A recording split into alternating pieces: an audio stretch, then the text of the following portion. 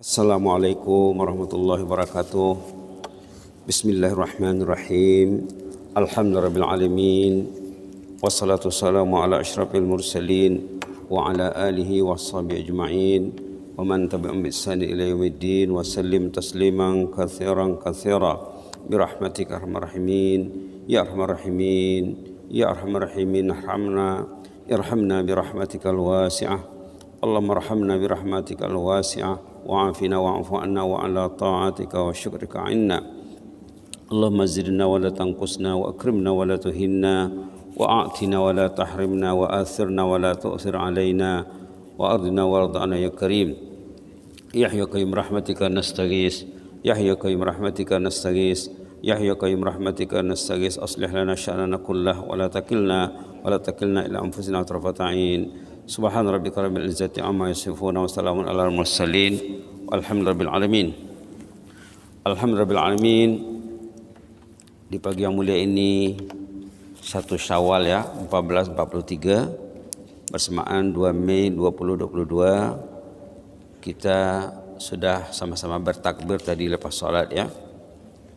Kita duduk sejenak mengisi sunnah amalan yang sudah dilaksanakan di Masjid Salihin.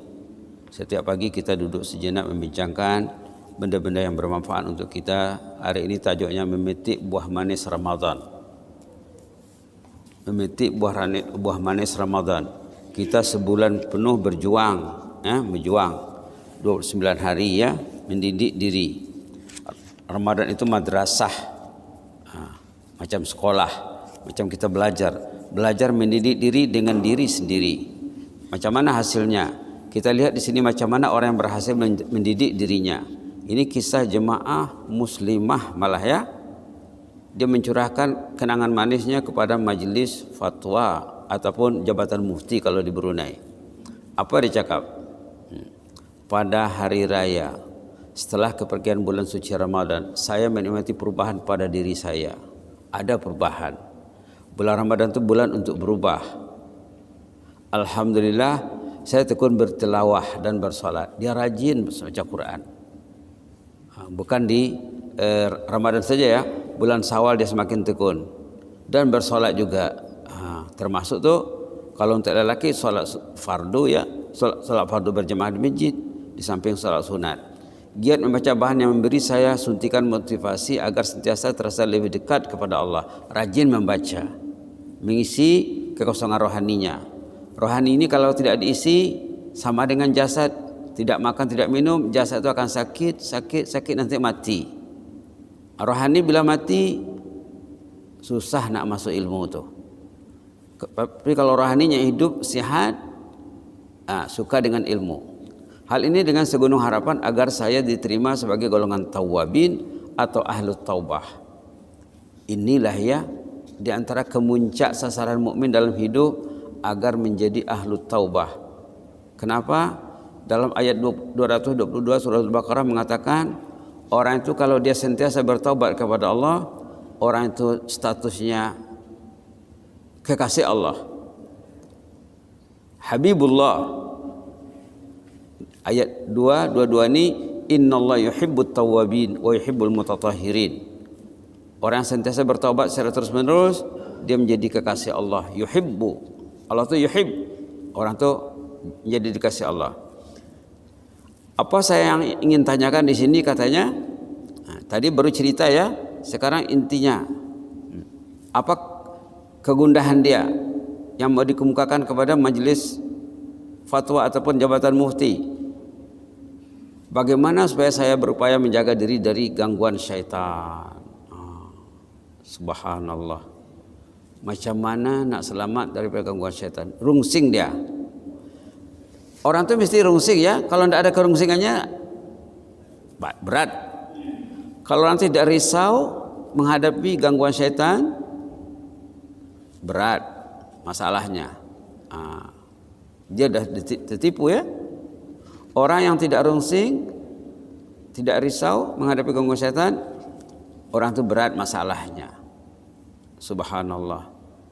Kalau kita nak start baca Quran ya, patutnya Quran dibaca. Kita baca apa? A'udzubillahi minasyaitonirrajim.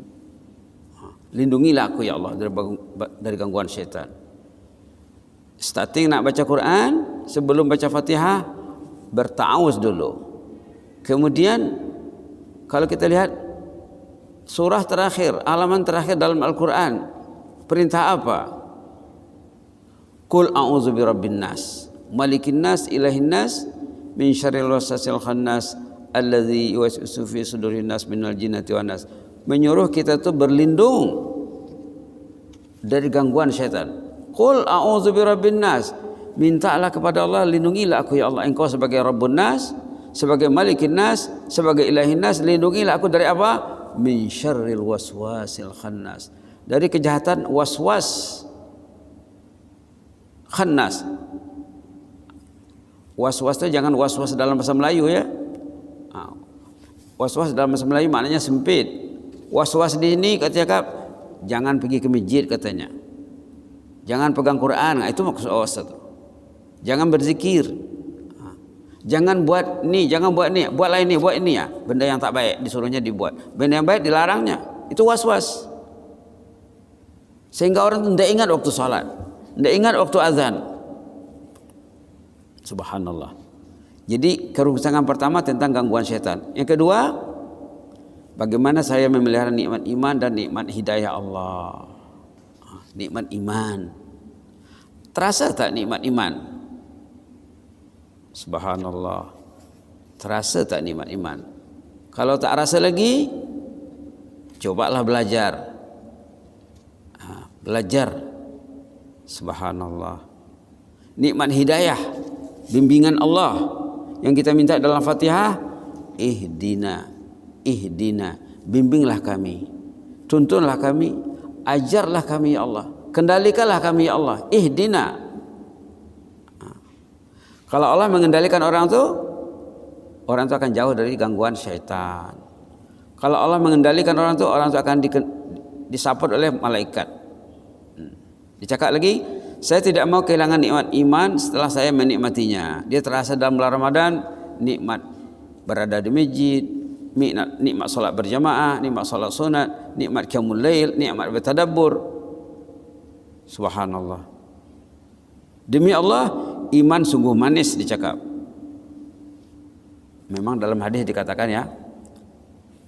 Dikatakan dalam hadis iman itu manis. Tapi katanya dalam hadis itu nak dapat kemanisan iman itu ada 3 syaratnya. Nak dapat kemanisan iman ada 3 syaratnya. Ayakunallahu wa rasuluhu ahabba ilaihi mimma siwahuma. Orang itu mesti mencintai Allah, mencintai Rasul dari segala-galanya.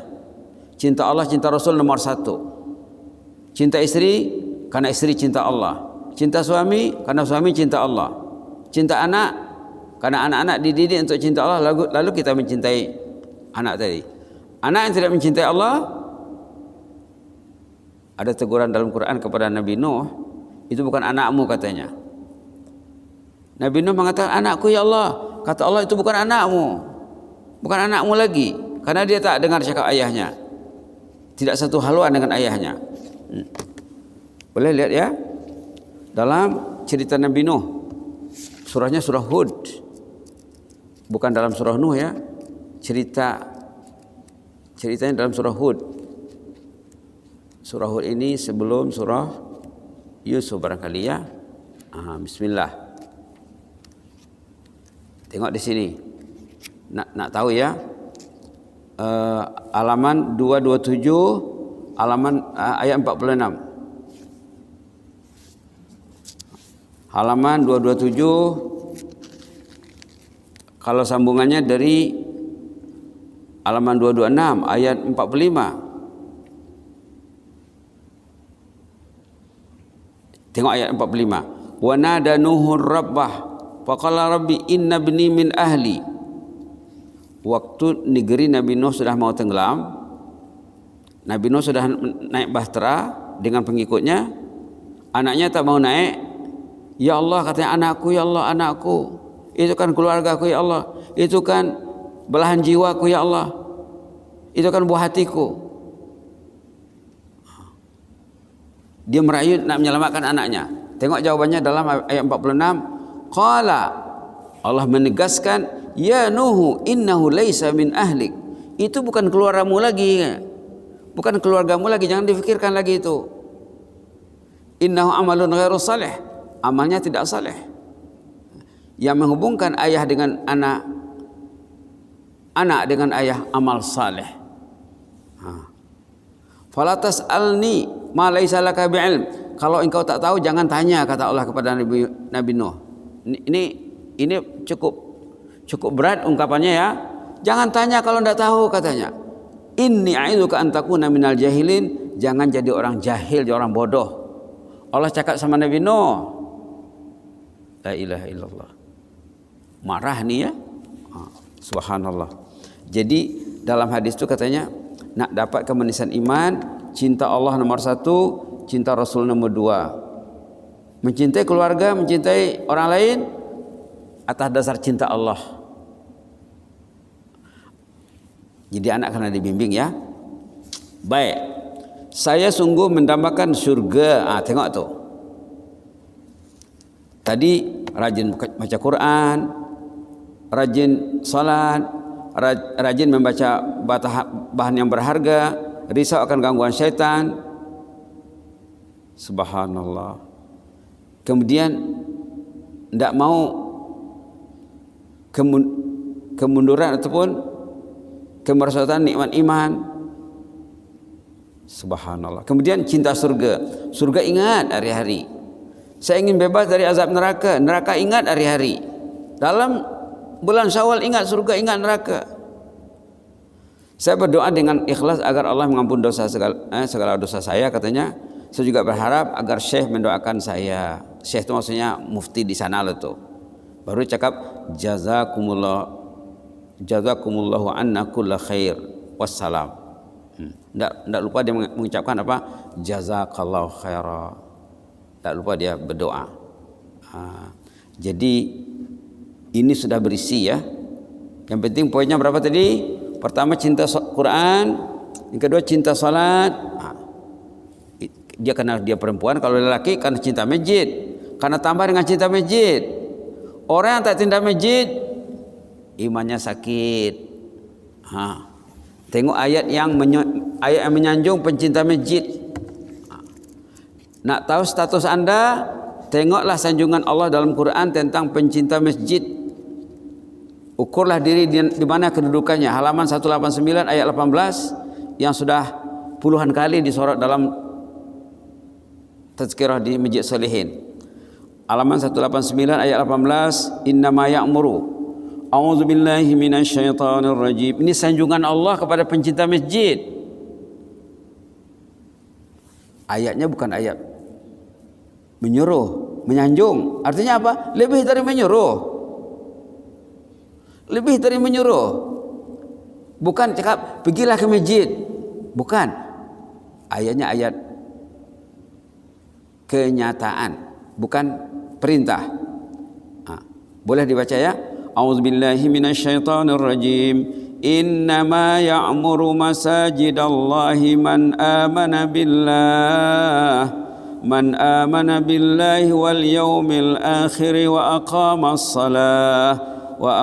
as-salata wa ata az-zakata wa lam yakhsha illa Allah fa'asa ulaika an yakunu minal muhtadin.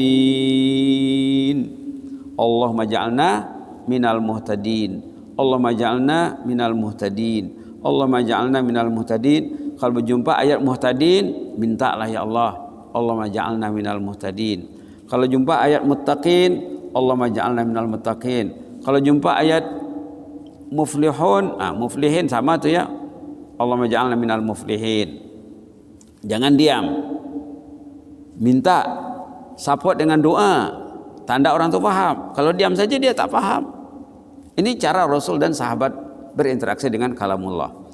Innama ya'muru masajidallah, yang rajin datang ke masjid, yang rajin mengimarahkan masjid, yang akan mengimarahkan masjid itu man aman, orang yang beriman. Itu mahalnya iman tadi. Kalau ada iman dia ke masjid. Tak ke masjid kenapa?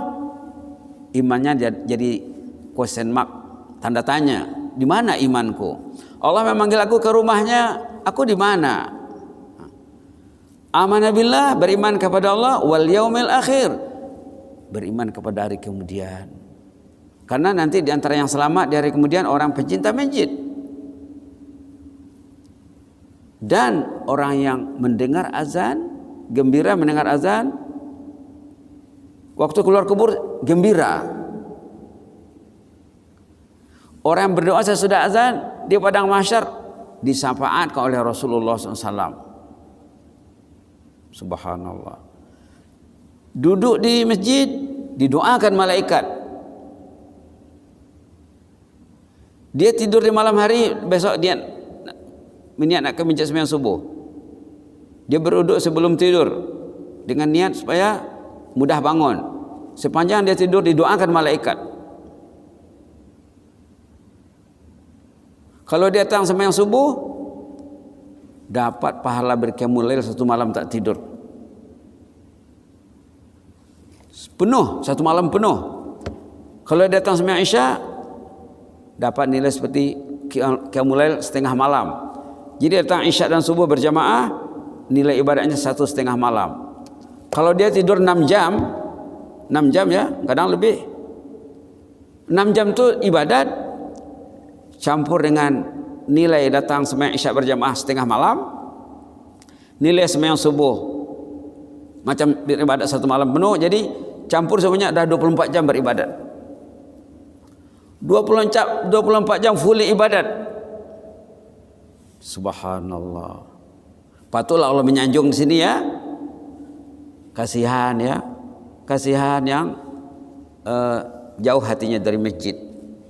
Jadi cukup bijak kalau orang berdoa, ya Allah jadikan aku ini pencinta rumahmu ya Allah.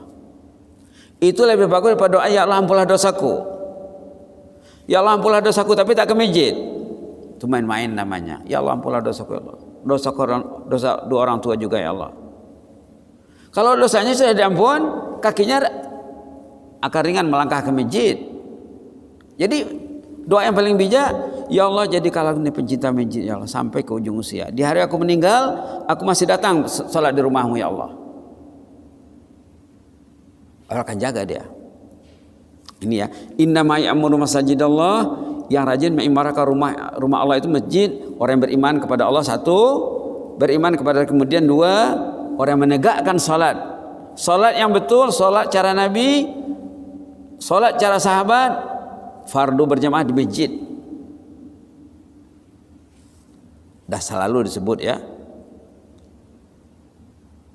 Salat di rumah boleh kah? Boleh tapi emergency. Kalau dia tak terbangun, tertidur dia, salatlah di rumah. Tapi ajak keluarga salat berjamaah.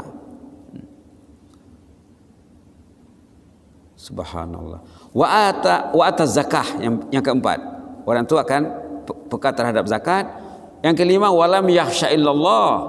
Orang itu sangat takut kepada Allah. Subhanallah. Rizalnya apa? Tengok rizalnya. Ini rizalnya nih. Fa asa ulaika yakunu minal muhtadin. Inilah orang yang hidupnya dikendalikan Allah. Inilah hidupnya orang itu dibimbing oleh Allah. Yang kita minta ihdinas siratal mustaqim. Apa maksud ihdina itu? Kita ingin termasuk muhtadun. Inilah dia muhtadun. 5 sifatnya. Pencinta masjid, beriman kepada Allah, beriman kepada hari kemudian, menegakkan salat, melaksanakan zakat dan mencintai Allah. Itu dulu ya. Saya ingat itu saja dulu.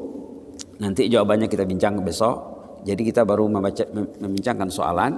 Dalam soalan sudah banyak isi. Dia menyoal tapi sudah berisi. Tandanya orangnya berisi. Di antara hikmah yang diambil di sini, orang itu kalau dia tidak menjumpai orang alim, tidak konsultasi dengan orang alim, orang itu akan dikendalikan hidupnya oleh syaitan.